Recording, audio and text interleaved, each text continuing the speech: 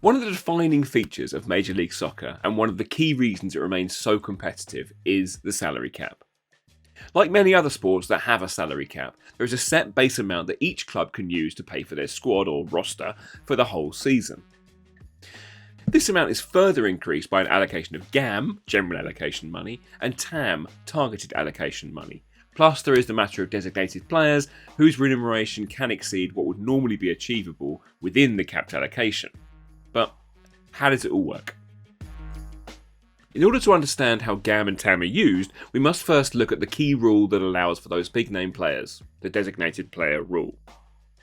This was introduced in 2007, immediately prior to the hugely influential arrival of David Beckham from Real Madrid, and LA Galaxy were the first to utilise this rule in order to snare him. The DP rule opened the doors to a huge number of stars coming into the league, whilst maintaining the wage parity measures that kept MLS distinct.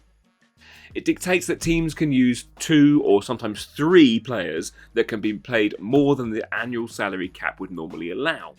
Now, a proportion of the designated player's salary must be counted against the salary cap budget, and for this, the league's maximum salary is used, which currently is $612,500.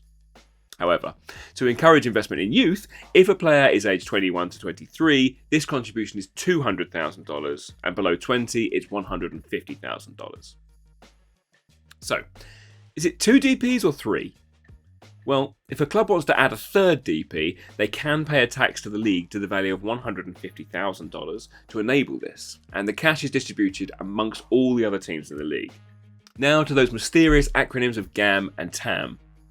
Allocation money of both types can be gained and spent through player transfers and other trades, such as preferential superdraft slots, and can be used in various ways. Firstly, GAM. General allocation money can be used to reduce a designated player's salary down to the MLS's minimum salary, which is currently $65,000, to reduce the burden on the team's salary cap allocation. Doing this can potentially unlock a DP slot again.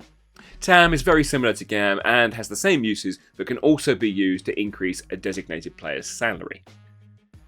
For 2023, the GAM available is equal to 1.9 million and the TAM available is 2.7 million.